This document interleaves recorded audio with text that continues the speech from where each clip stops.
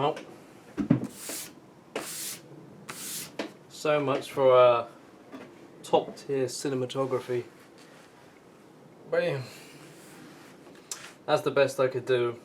You'd have been there, or you'd have been suspended in the rafters of the garage, and it'd have probably fell halfway through. So this will do.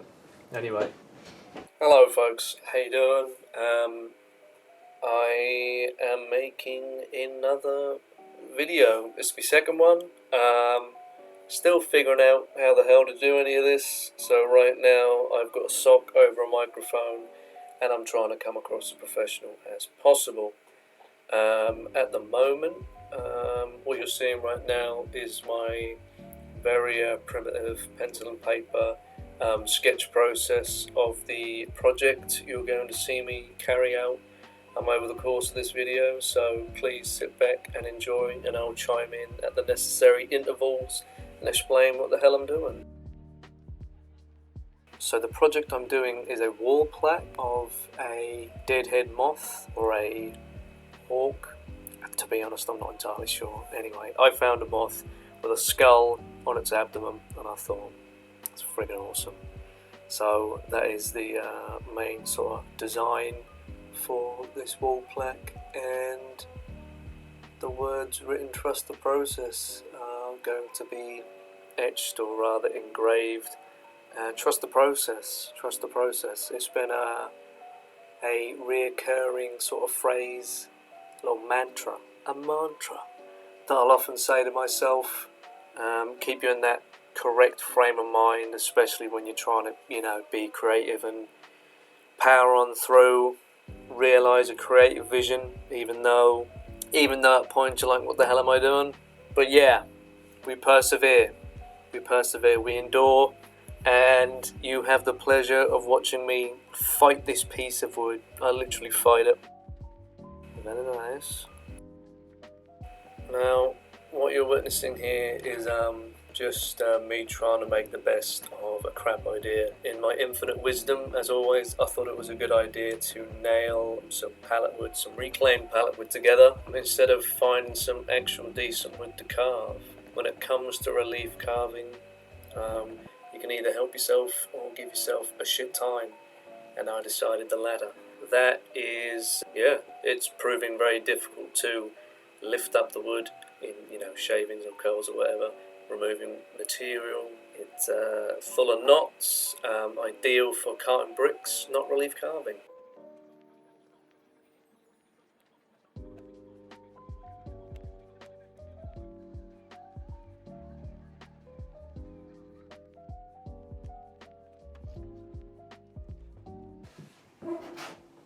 Hello.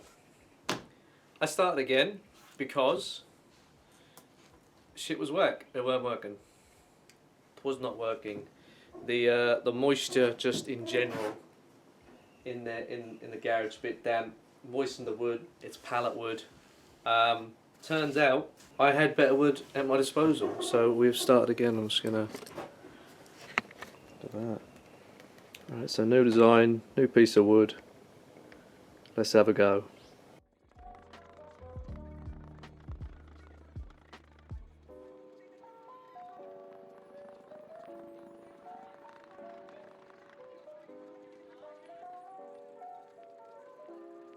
So as you can see, I'm having a much easier time removing material. It's a completely different piece of wood, piece from an actual tree, finding it much easier to use that V tool there and create the necessary groove. So I got the stop cuts in later on, as you'll see, and then start to remove material in this considerably softer wood.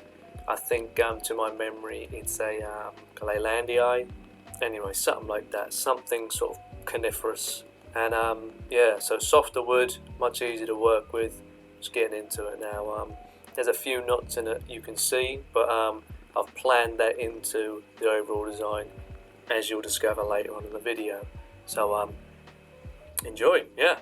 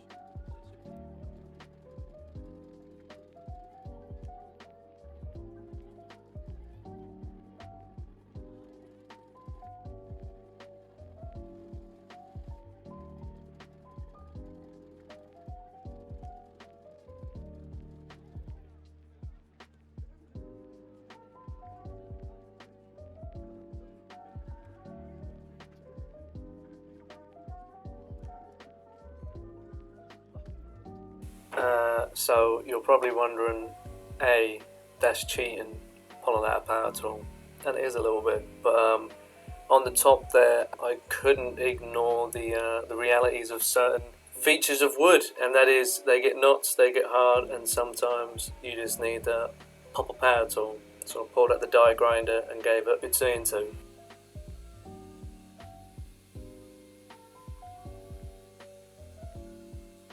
And I'm back to hand tools. Big up. Back on the mallet and gouge. Still removing material, so I'm trying to pull the background away so you lift up the design out of the wood. And then once the design is revealed, as you can see, I'm starting to detail some of the features, giving it some textural elements to the wood. I had big ideas for all these big elaborate designs that I was going to somehow impart on the design, but once again, I'm thwarted by the realities of this kind of material, and that is if you don't go with the grain, you in the rain, baby. It's not fun.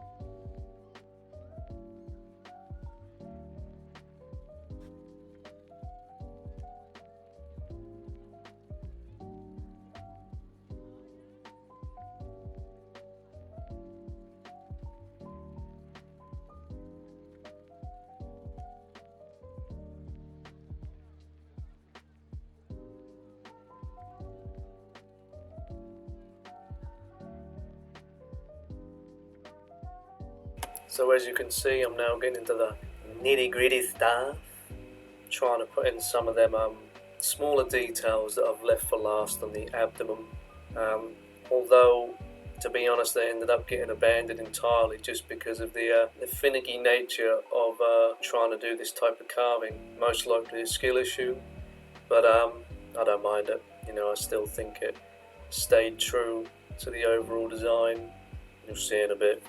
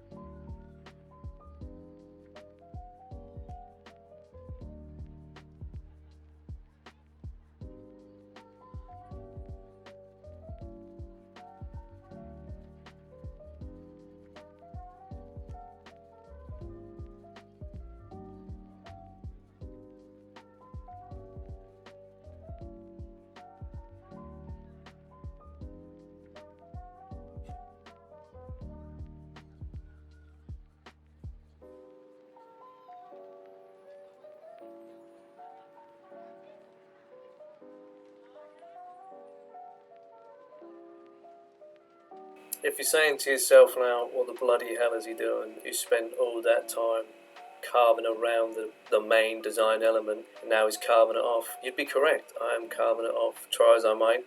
Tried to carve around it, but yeah, you'll see what I do in a minute.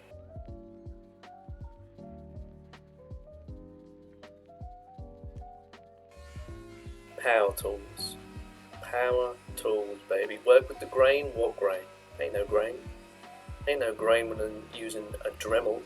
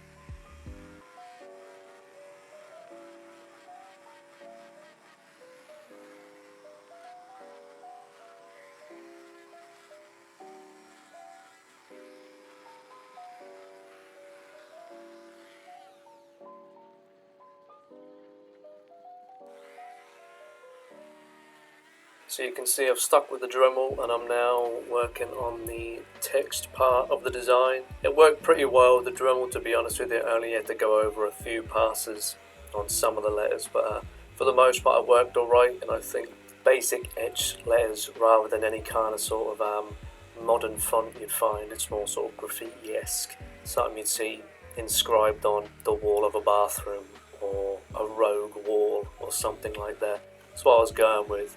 Something a bit devil-may-care and easy to, you know, inscribe.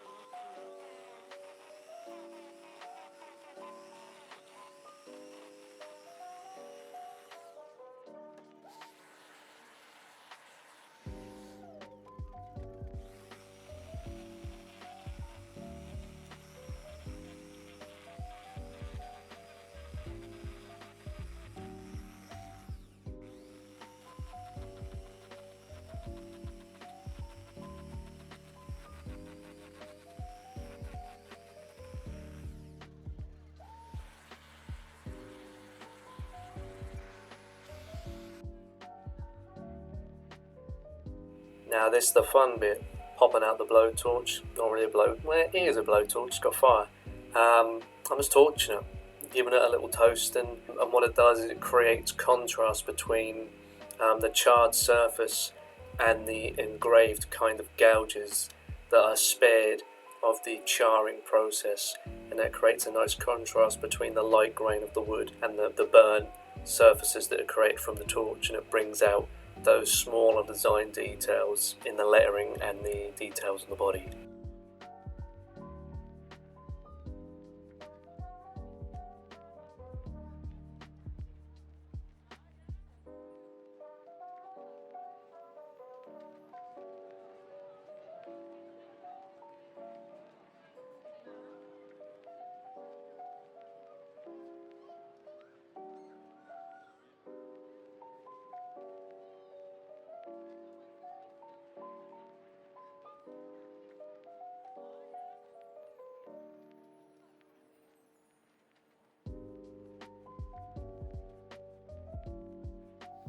And boom! Look at that. So there it is, proudly on the wall, end result. I'm happy with it. I hope you enjoyed watching it. Thank you.